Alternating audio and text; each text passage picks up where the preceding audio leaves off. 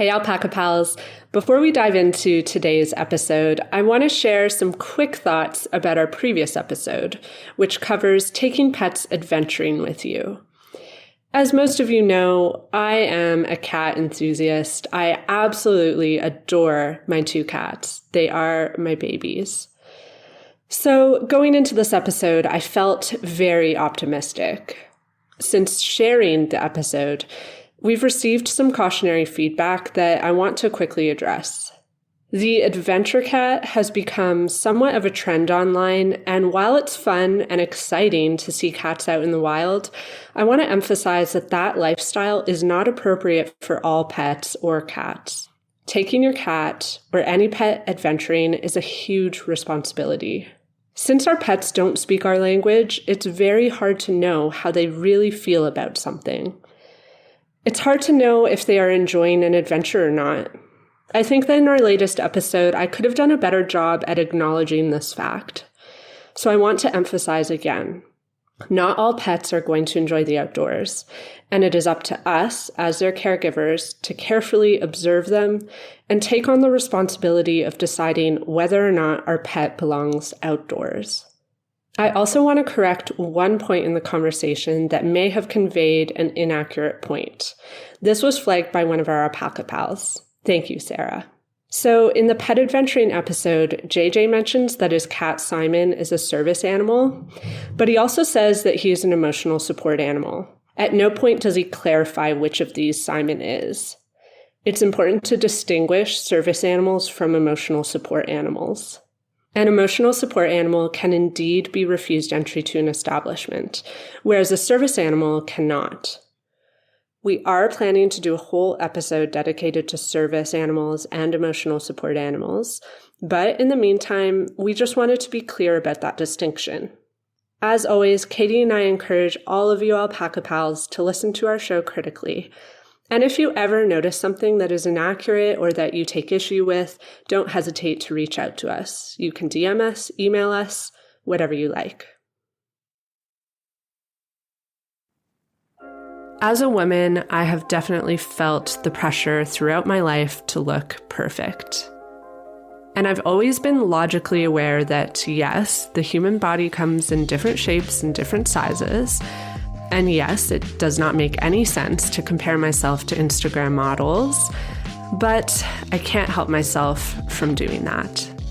And I have a hunch that this is something that many, if not most, women experience.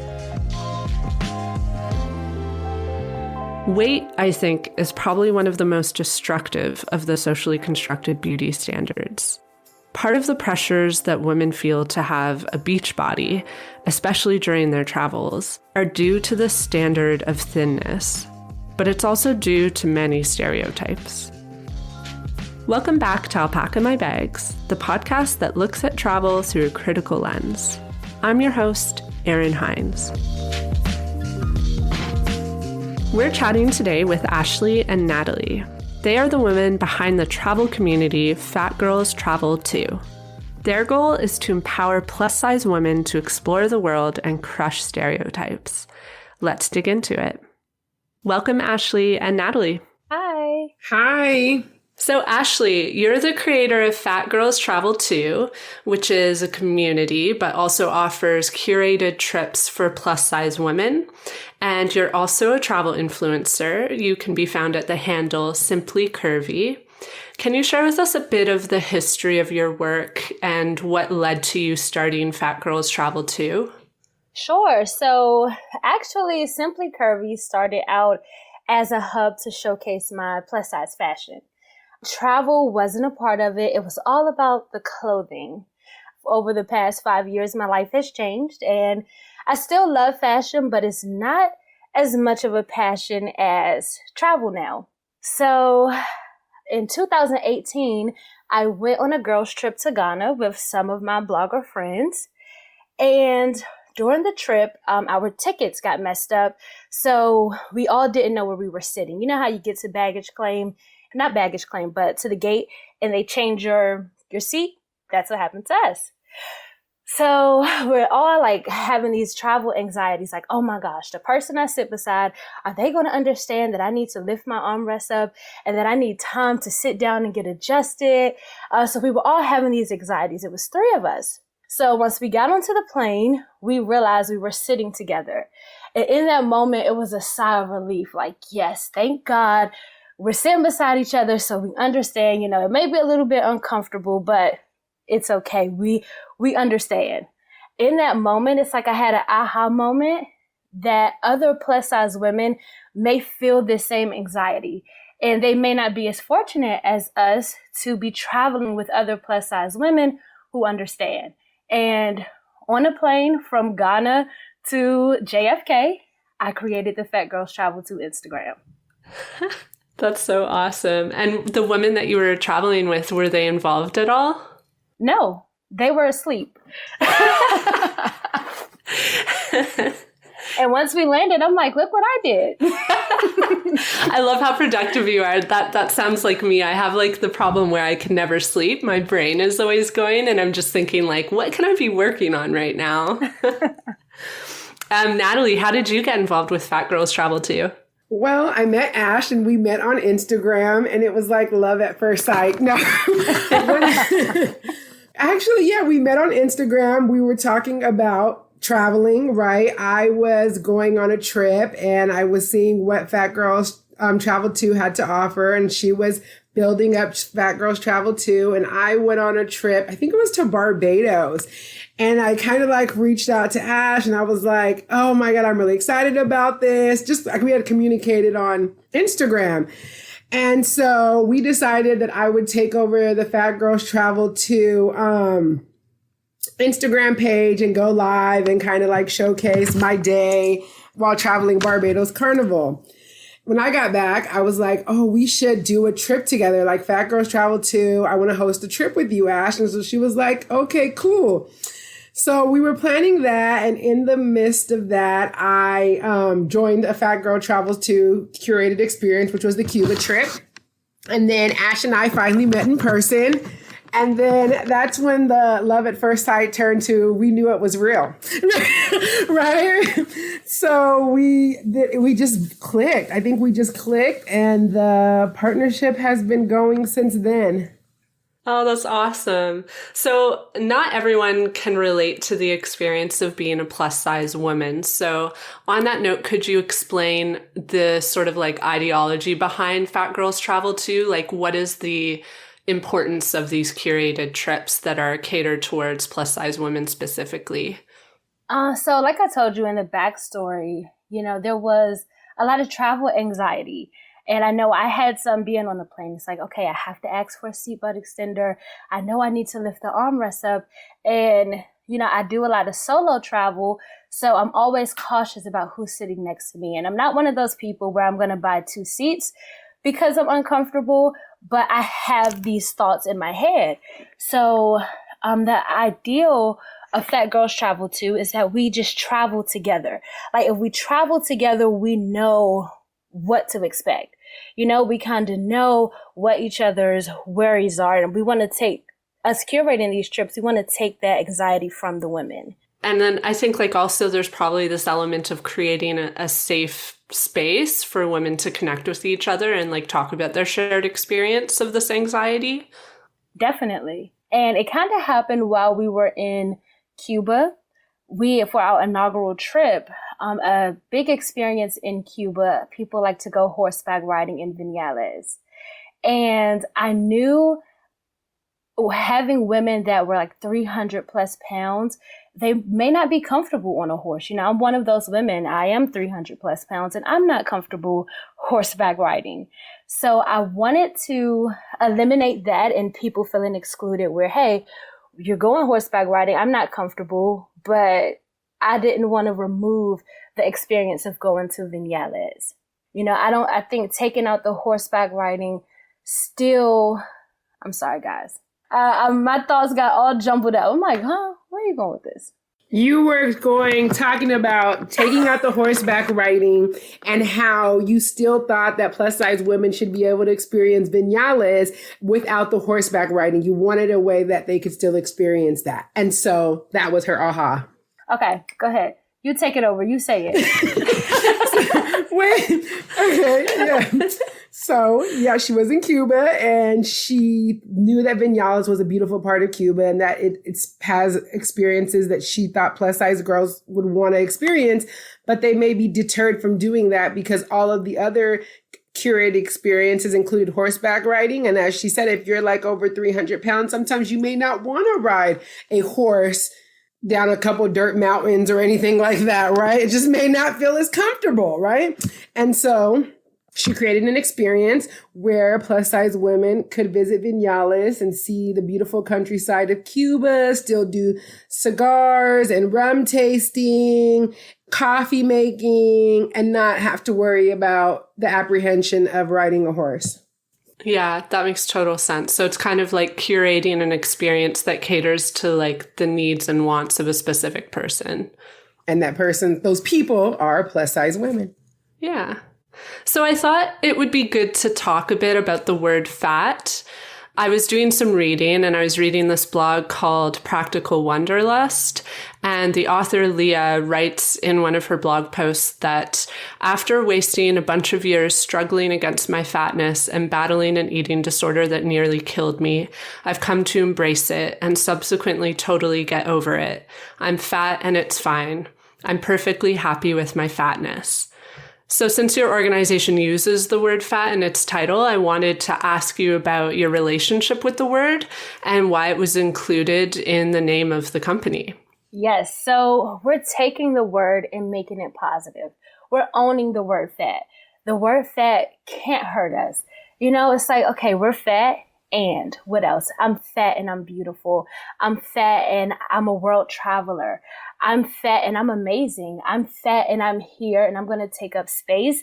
And I deserve to take up space and I deserve to have experiences the same as anyone else. So we're just taking the word and giving it some empowerment, giving it some life and some beauty. It's not such a harsh and ugly word because we're more than just fat. You know, we're fat girls and we travel too. Yeah. So it's like a reclamation of the word. Yes. And what do you think about other words? Because this is something I see debated a lot. Like, I was just thinking about the term overweight, and I feel like that's an awful word to use because there's this like implicit suggestion that your weight is unhealthy with that term, I find. But then other people use plus size. How do you feel about all these different terms? Like, is it something that you find offensive in terms of like the way you're addressed? I think that like overweight, I agree with you. I hate when people say, oh, they're overweight because that tends to indicate that there's a standard weight, right? Like if you're over something or you're underweight, that means you're not meeting something that should be normal. And this is a requirement. You're imposing your beliefs on me. So I hate when people say, oh, they're overweight, or I think that's way more negative to me than any other, not way more negative, but when people say, oh, fat's offensive and overweight's not, because you're being kind of cautious with the word. No, overweight I feel like that's ruder. I don't think there's anything wrong with saying fat. I think people were like, oh, you're not fat. I'm like, yes, I am. What do you, oh, you're not fat. You're just chubby. Okay, I'm fat, I'm chubby, however you want to describe it, that's what I am, right? Like they almost put this negative connotation on fat, like it's something so horrible. I feel like it almost like by reclaiming the word, you're just signaling your own self-acceptance, which I'm sure is like very empowering. Absolutely. And it's hopefully encourages other women to embrace it too, to own it and empower themselves with the word. And this brings me to a stereotype. I think we're going to touch on a couple in this conversation, but I wanted to address this one right away. And that's that if you're fat, you're unhealthy. there's plenty of information out there that proves that this is untrue, but this is a travel podcast and I'm not a doctor, so I don't want to get into the weeds of that. But there's a really good podcast called You're Wrong About, and they did a fantastic episode that digs into this misconception on a deeper level. So we're going to link that in the show notes. But the short of it is that, especially in North America, we've created expectations of weight and body size that are unrealistic, and we're using these to justify these stereotypes. So I think there's a lot of stereotypes about plus-size women and people, but Natalie, can you share some of the other stereotypes that you've heard and are tired of hearing? And then can we talk about why we need to crush these stereotypes? Oh, there's so many. Okay, I'll shoot out a couple and then I'll talk about why we need to crush them. So a lot of times I hear like, oh, fat girls, I don't like to be around fat girls or plus size girls because they lack confidence. They have low self-esteem. Fat people are unhygienic. Fat girls have a different smell. Fat girls, they don't have the body or the confidence to wear two-piece swimsuits. Fat girls are easy. There's so many that I've heard. Fat girls are lazy, right? And there's so much like misogyny wrapped up in this as well. That part, exactly. Yikes. So I think why we need to crush them is because they're not true. Number one, it's like, why do you want to keep spewing lies, right? So like the reason that they need to be crushed is because they're unsubstantiated and they're just not accurate. So I think that's the number one reason why you should crush them. It leads to misjudging people, right? Like any stereotypes creates this atmosphere where you misjudge people. Oftentimes I say I don't really care about stereotypes. Actually, I want to crush them for like other people. But for me, I always sometimes feel like if somebody has a stereotype about me, good. That's one less person I have to talk to because I don't really want to talk to that person anyways. But I think we need to crush them because I think stereotypes like this really do hinder plus size women and younger plus size women that are growing up. It hinders their confidence. It allows them to maybe embody or embrace these stereotypes as a part of who they are, and they start seeing themselves how people see them or other people that are stereotyping them might see them. And that's why I would want to crush them. A lot of these stereotypes are just horrible about plus size women. And like she said, they're just not true. And I wish people would see us as individuals and not just fat people in the beginning. And I guess it's just like a double negative against us that we're fat and we're women. So like you said, it's a lot of misogyny wrapped up in it and just a lot of things that aren't true. And plus, I know they want to see us in our two-piece swimsuits. I mean, like, we got to crush it so we can just wear them because they want to see those visuals. I mean, we look so good in them. Right? Have you seen our feet lately? Right? Have you seen all these plus size women crushing these two-piece swimsuits? We need to grace the world. Confidently. Listen, yes. It's the confidence for me. I mean, the confidence is amazing. Sometimes our travel sisters, as we call them, that we repost, they give me confidence. I mean, showing me places that I've never imagined going. And then they give me the confidence, like, you know what? I can actually wear that. The little string bikini, I'm so against them. But we reposted a girl the other day and I'm like, she looks amazing. We're about the same size, the same height. I can wear that too.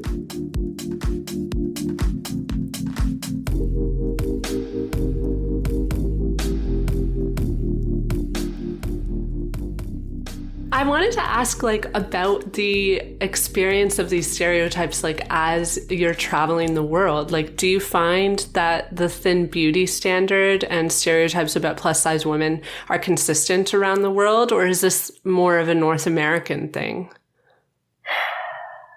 That's kind of a loaded question. Even outside of thin beauty standards, I think globally the beauty standards are just wrong. Because we shouldn't spend so much time trying to fit into a standard when we're all individuals, no matter where you are in the world. I know in Asian countries, they have a beauty standard of having really pale skin. And here we want to have thin bodies, and that's the standard. And I think we have to just eliminate beauty standards altogether. Just be ourselves, be unapologetically you, whatever that is, be your own standard. As long as I look good to myself, that's my standard, then I'm good. I fit every single beauty standard. And I think that a lot of the world has become westernized, right? So what was like the fact that has become a beauty standard in North America has kind of trickled off across the world. There were countries, like, for example, countries in Africa where being plus size was always considered a sign of beauty and wealth. You're well kept, you come from a good family, right? That was an indication of that, right? And sometimes in those countries now, it's like it's become westernized, right? And so everybody's on Instagram, everybody's on Google, everybody's on Facebook, and they're seeing now that this is what's runway, or this is what's normal, this is what's normal, right? With quotes. And so they start to embrace that. And with embracing that, they start to shame the opposite, right? So they see skinny, thin models or people on the cover of magazines. And so they say that's right. And so the opposite of that is wrong. Yeah, I think that's a really good point, especially about the fact that we have these beauty standards to begin with. I think there is a multitude of damaging beauty standards, and you're right, they might be different around the world. Like your region might dictate different beauty standards based on the local culture, but ultimately it seems like globally they're just doing a lot of damage, especially to women. So I think that the prevalence of these stereotypes results in a lot of bias. I have heard from friends that they, as fat women, experience a lot of bias in their day-to-day lives. Could you give us some examples of this bias? Yeah, okay. So a bias that I think affects fat women, but fat people in general, is oftentimes they say fat people are sloppy and they're lazy, right? And so then that stereotypes kind of rubs off. And so then when people are looking to get hired at jobs, or fat women are looking to get hired at jobs, oftentimes that stereotype comes into play and they're like, oh, this person is fat, they're probably lazy, they may be sloppy dressing. And so I think that affects them in getting hired, the type of positions they can get. So I definitely think how that the fat bias comes into play with corporate America.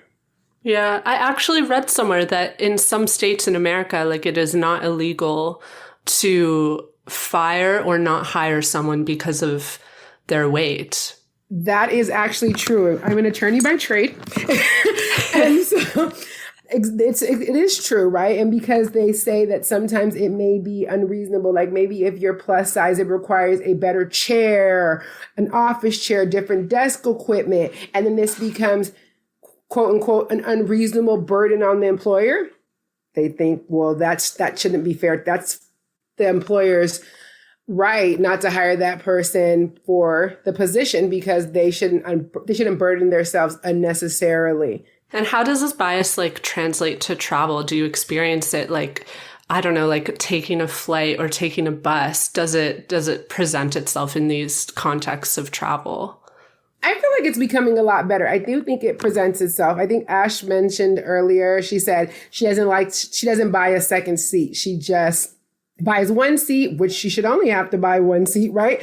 And goes on as one person to use one seat, right? So I think that this issue with buying, or this trend of fat people buying two seats, came because there was a time where you would buy one seat, and if you weren't comfortable, or not, it's not even if you're not comfortable, if the flight attendants or the airline didn't feel like you comfortably fit in that seat, then they would say, oh, you can't ride in this seat because you're infringing on the other person, or you need to buy another seat. You need to buy two in order to be able to ride on this flight.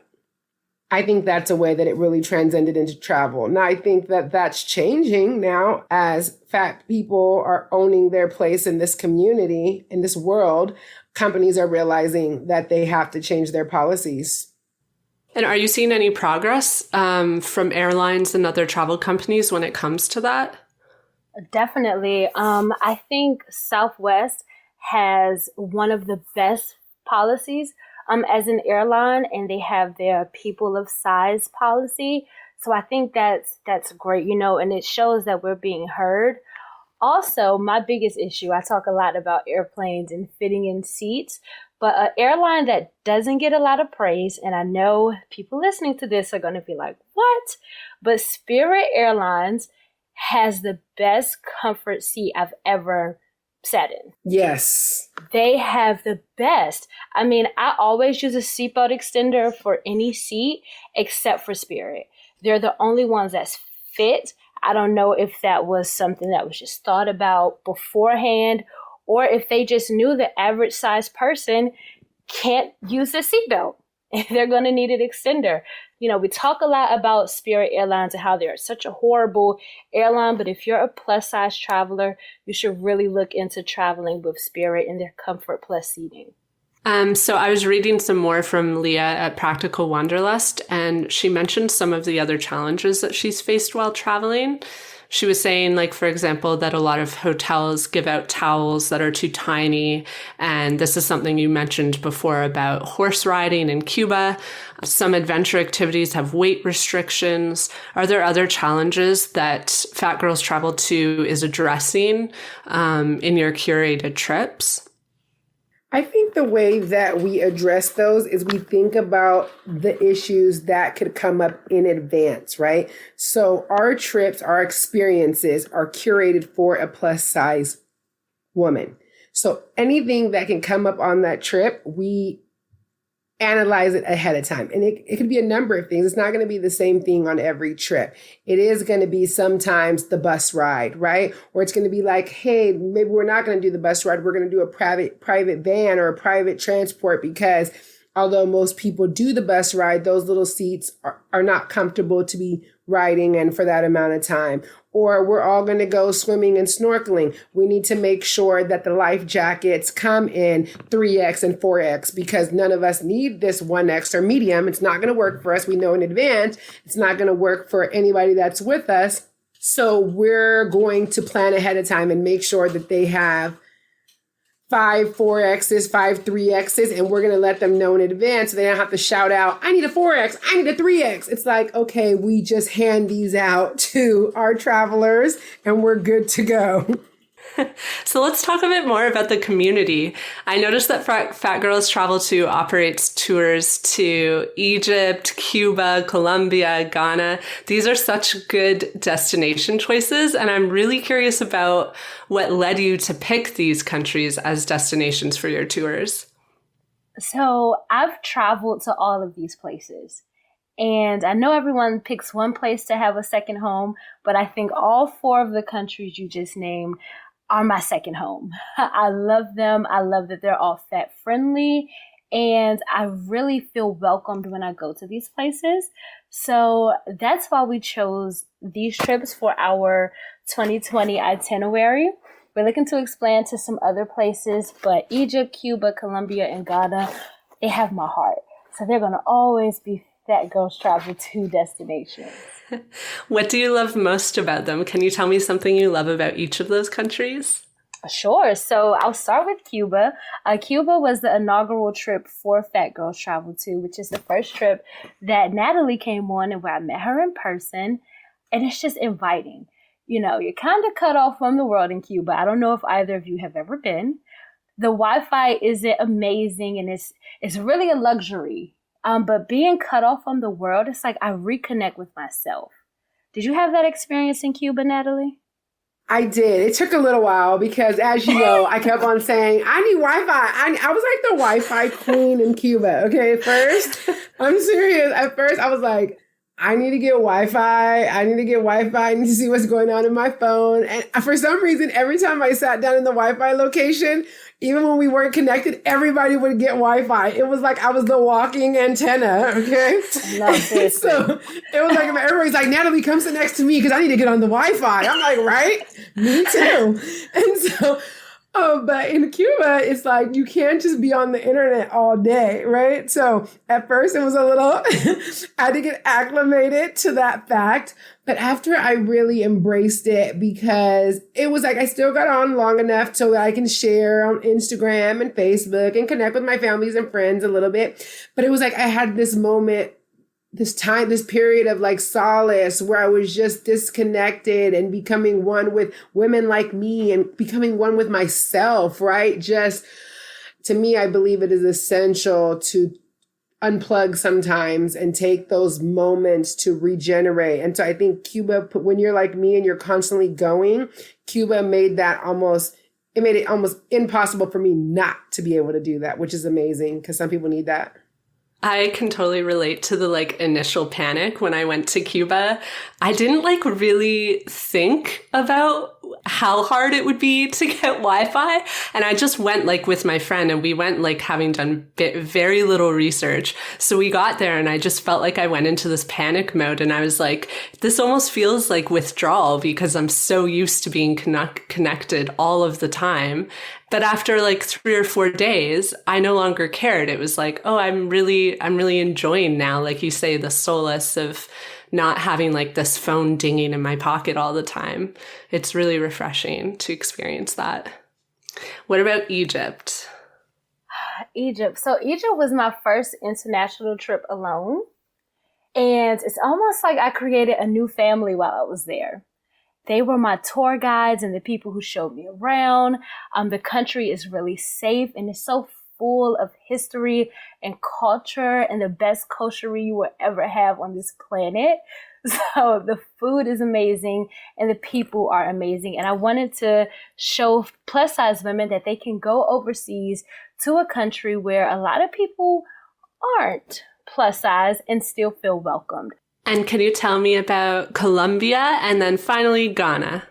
Yes. So Colombia is we go to Cartagena, Colombia, and it's a party city. And Natalie knows me and she knows that I am not a party girl.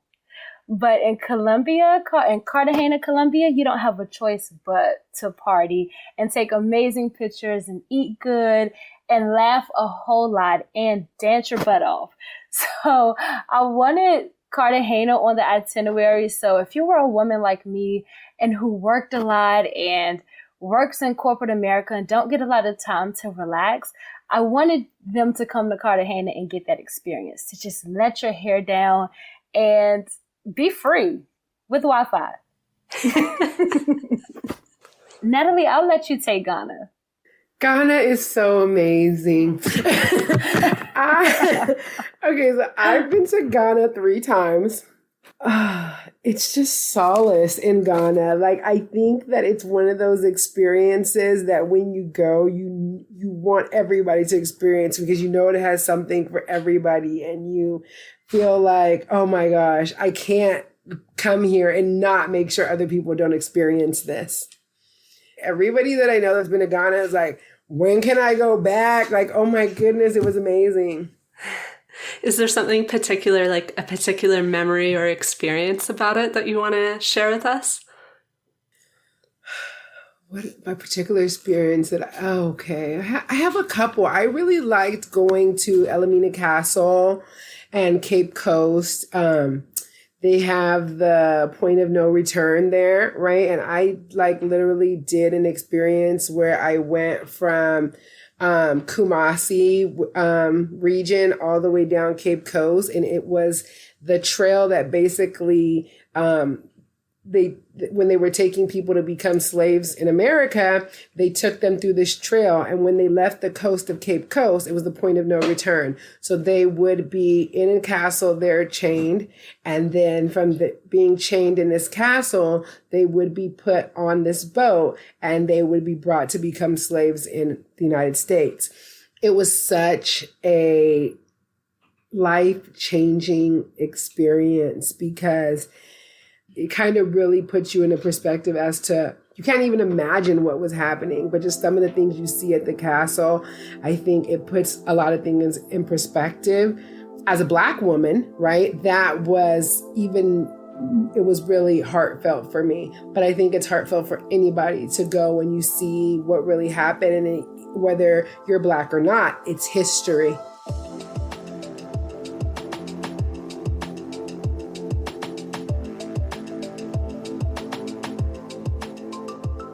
So Ashley, you had mentioned at one point the term fat friendly. Could you explain what you mean by this term? And like, is there a way to determine if a place or like an organization is fat friendly? What are ways that we can like determine this? Okay, so as a curator's perspective, all of the places that we put on our itineraries, we travel to first. Me and Natalie both are plus size women. So we look for different things. Means of transportation. How are the cabs? Are they majority just 2-seater cabs? Do they have private buses or private taxis that hold 6 or 7 people? Is there enough room for our hips? We go to restaurants and we see, hey, is this a restaurant with mostly booth seating? If so, plus size women a lot of times aren't comfortable sitting at booths. We rather sit at tables. So we check out different restaurants. We contact vendors of tours and it's like, hey, we're a group of majority plus size women over a certain weight. And we ask them, can you accommodate us? And if we're met with a lot of no's, then we know that that place isn't fat friendly and it wouldn't be a good place to host a trip because it wouldn't be a good experience for our travelers. So that's what we mean by fat friendly. So I know that Fat Girls Travel Too is dedicated to building a world in which women feel supported and valued regardless of their weight. And the way that you're doing this is through these women-focused curated trips. Are there any specific moments that you've seen where you saw how travel was empowering the women on your trip or even a specific woman? So I'll just go back to our inaugural trip to Havana. And I believe it was our last day. I sat back and just watched everyone interacting with each other. We were there for 5 days, I believe. The first day we came as strangers. No one really knew each other. Only 2 people came with their friends. But by the end of the trip, people were already planning to meet up again. There was one girl on the trip who was really reserved and kind of shy in the beginning. And by the end, she's in the living room dancing for us and singing like karaoke. So just to see her come out of her shell and feel comfortable and not have any worries, that was so empowering to me. And that was one of my favorite moments of our entire trip.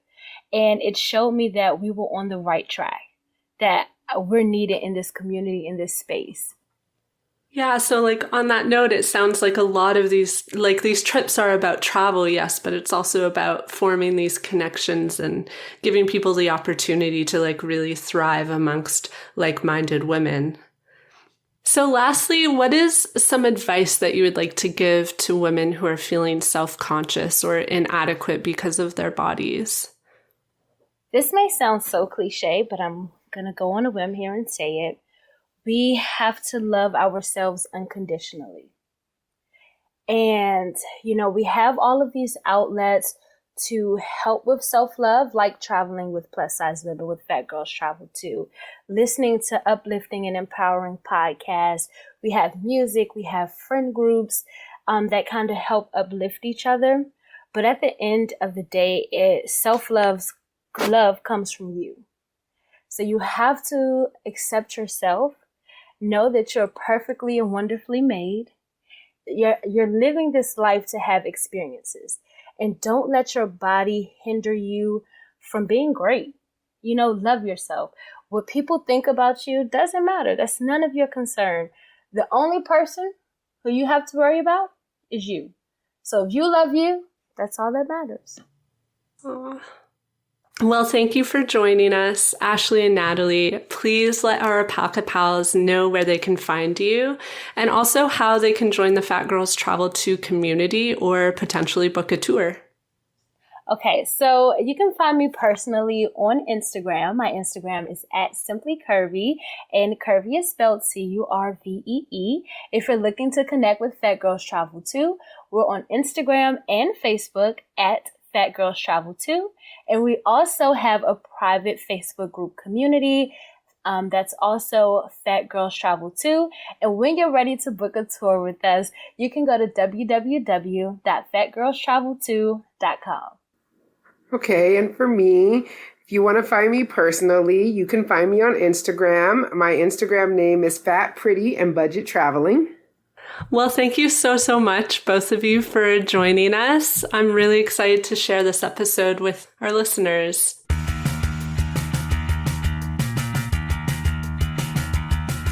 Alpaca My Bags is written and hosted by me, Erin Hines, and it's produced by Katie Lohr.